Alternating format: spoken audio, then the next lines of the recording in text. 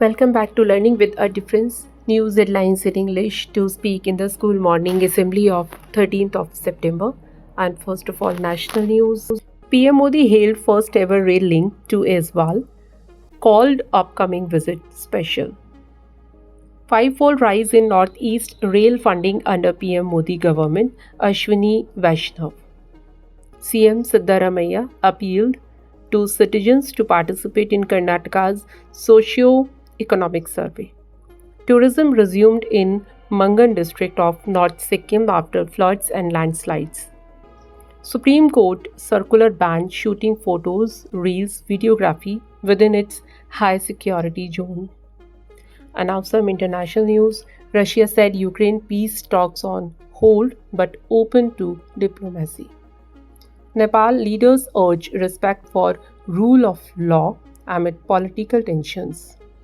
Russia urged Poland to reconsider Belarus border closure, citing regional stability risk. Sushila Karke took oath as interim PM of Nepal. UN Security Council condemned Israeli attack on Doha, urged de-escalation. Now some sports news. India shone at Hong Kong Open as Lakshya Sen, Satvik Chirag reach semis. Youth Affairs Minister Dr. Mansukh Mandaviya urged sports to become a people's movement across Bharat. FIDE Grand Swiss, Indian Grandmaster Nihal Sarin stunned Parham Maghsoodlu to move into lead after round 7. Davis Cup, Dakshineswar and Nagal put India 2-0 ahead.